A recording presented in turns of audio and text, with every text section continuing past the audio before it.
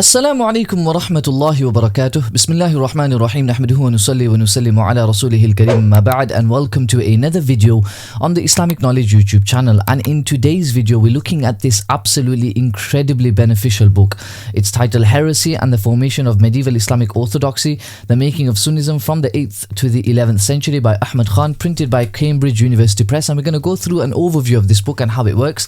But before we get into it, I'd just like to recommend that you look at the description of this video and you have a look at the link which allows you to become an ambassador of Islamic knowledge. So we as an institute, we use loads of subscriptions and we use loads of different, you could say, content that we need, or material, equipment, and all of that comes at a cost. So if you are benefiting from these videos or benefiting from any of our content, courses, etc., and you'd like to help us out, please do consider becoming an ambassador of Islamic knowledge. It's literally just £5 a month, or unless you want to increase that, and that really helps us to keep going, inshallah ta'ala. So this book has been published by Cambridge University Press. It's a hardback book, as you can see, and it's about 364 pages of solid reading. So don't get me wrong, it is larger than what we usually expect. It's usually a Cambridge University Press book. You'd usually expect to be 200 sides, just over 200, but you can see the bibliography starts after page 364. So it is a large book. Now, what you might not realize about this book is that it's actually all about Imam Abu Hanifa rahimahullah, and how he went from someone who was viewed in a negative light as someone who you could say was a deviant a little bit, and then went on to become a representative of Sunnism, such that we say the four Sunni schools of law, and Abu Hanifa is his school is one of them. So the book is actually divided into 4 parts. As you can see, I do have notes on the book as well, and I will add this onto our Telegram channel, the Islamic Knowledge Telegram channel. So if you go onto Telegram, just type in @IK Courses, join that channel, and you will see these notes. By the way, they are legible, and there are people, inshallah, who are actually converting them into a Word document, so that would be even brilliant. But you can probably benefit from them already just now. I do try to write as neat as possible. You would be able to just see all the beneficial points in the book in one go. So the book, as I mentioned, is divided into 4 parts. So here's the contents page, and the book is divided into 4 parts. We've got the introduction, history of orthodoxy, so to speak. Then you've got part 2, which is heresy and society, and here he speaks a little bit, by the way, about the issue of regionalism, how certain regions automatically, if you came from them, you are more likely to be labeled a heretic, like Kufa. Part 3, unmaking heresy, which is how Abu Hanifa rahimahullah now came out of being a heretic to becoming a bastion of Sunnism, and that was through 2 main genres according to the author, Manaqib and Masanid, that were written on Abu Hanifa. And part 4 is the formation of classical Sunnism, wherein the author kind of wraps everything up. Now, one of the things the author really tries to emphasize is the importance of the formation of textual communities and how important that was to the evolution of Sunnism. So certain books that were written, for example, Al-Aqidah Al-Tahawiyya, the impact of these books is unprecedented according to the author, and we're going to discuss a point that he mentions in there. Now, as you can see, when we go onto page 20, which is when he's now discussing the Discourses of Heresy on Abu Hanifa, he divides them into 2 stages. So stage 1, you could say, is Discourses of Heresy from about 800 to 850, and this is, he speaks about the agents of orthodoxy, and you can see stage 1 for 800 to 850 is Ash-Shafi'i, and then after that comes, I believe, Ibn Sa'd, and you can see all of these critiques from Imam Shafi'i, Ibn Sa'd and Ibn Abi Shayba are very mild, nothing to be labelled as heretic. It doesn't get anything more severe than just Abu Hanifa seems to be contradicting a hadith. And then in stage 2, which is literally post the demise of Abu Hanifa, we notice the rhetoric gets a lot worse.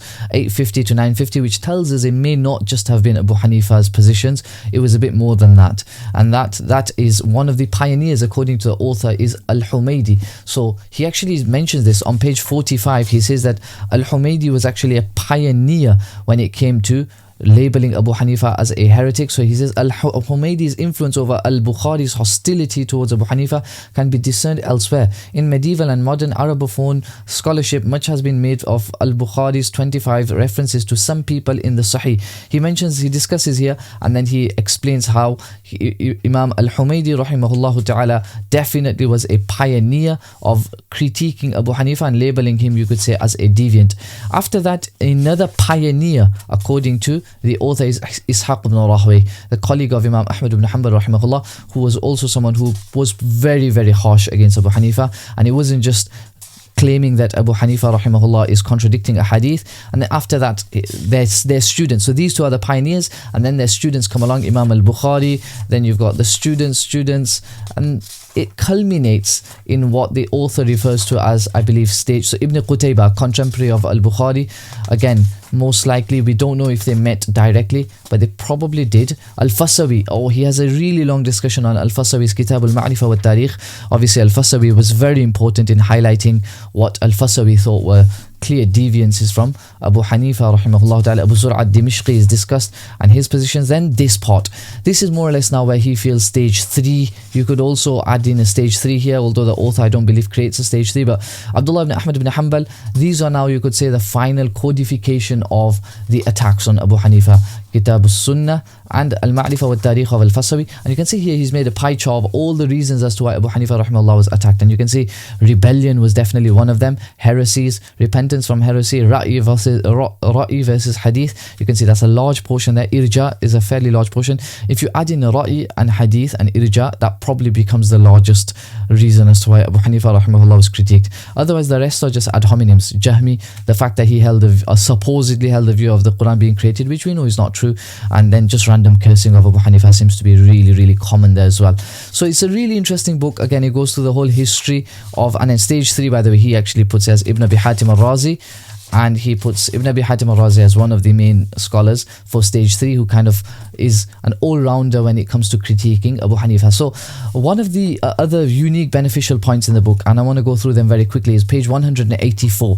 The author discusses Abu Hanifa and rebellion, right, and how Abu Hanifa rahimahullah ta'ala may well have been supportive of number of rebellions in his time, which is a very interesting discussion. And then on page 202 he makes a very, you could say, poignant observation. Again, you may not agree with it, but he feels that some of the muhaddithun who are attacking Abu Hanifa's position on rebellion were doing so to kind of dissuade the Abbasids from supporting the Hanafis by reminding the Abbasids that, remember, the Imam of these Hanafis that you're supporting was probably someone who wouldn't like you and would probably be encouraging any rebellions against you. So why are you so supportive of them?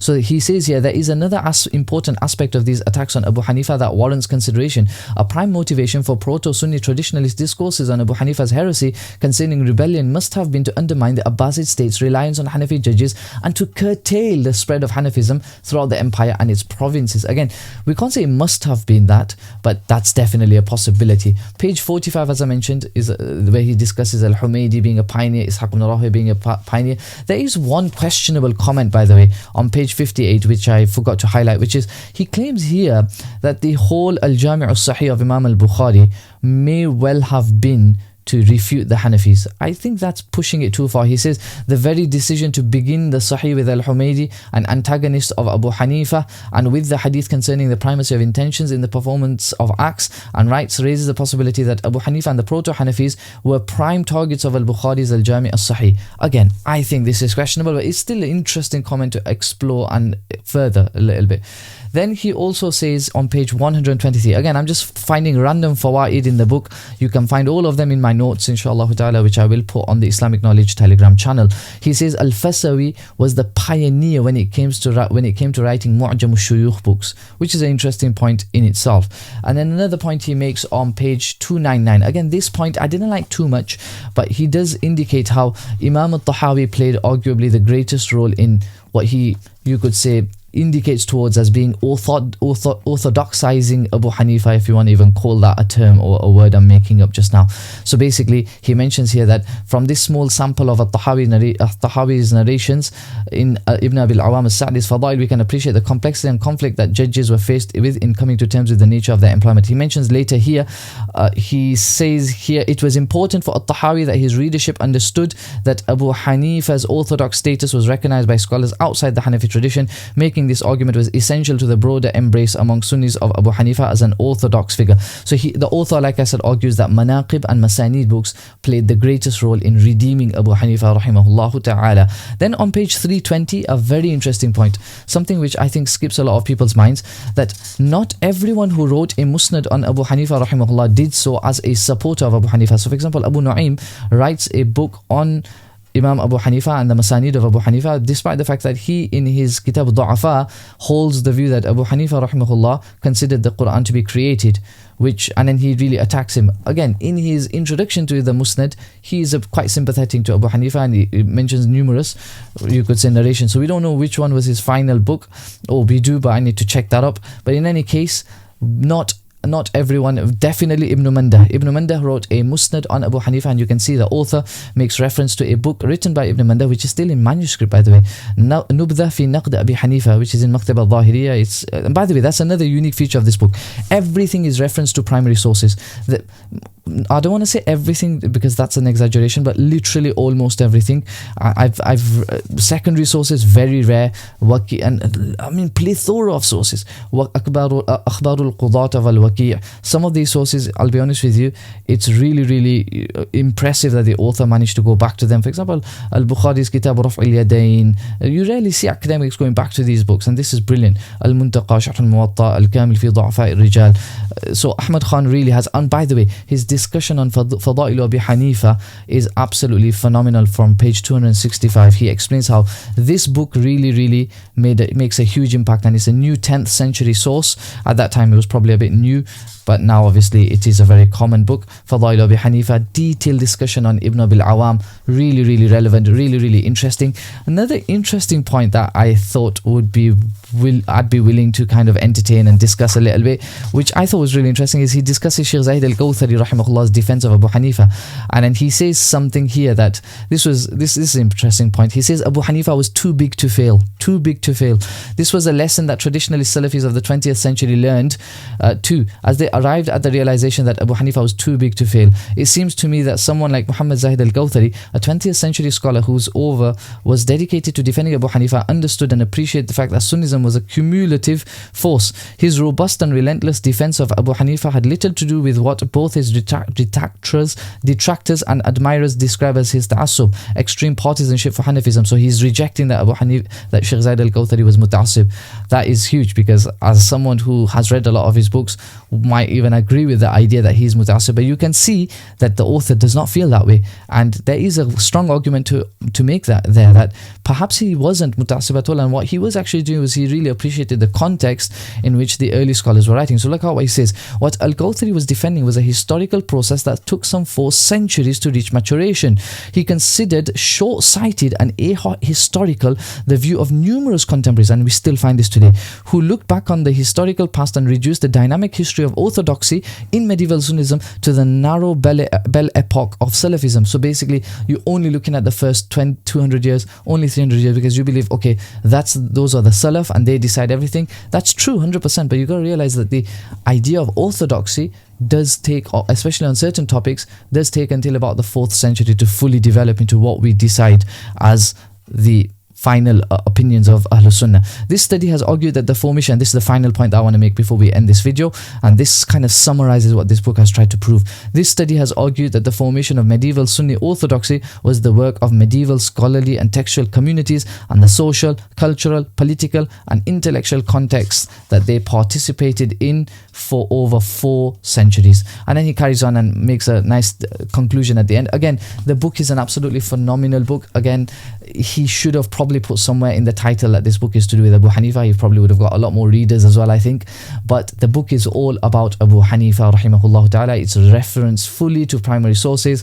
Every Hanafi who's interested in the Hanafi madhab, the history of the Hanafi madhab, he's an Hanafi researcher, and he's perhaps even, this is one of the books that I use, by the way, in writing my book, An Introduction to the Hanafi Madhab Volume 1.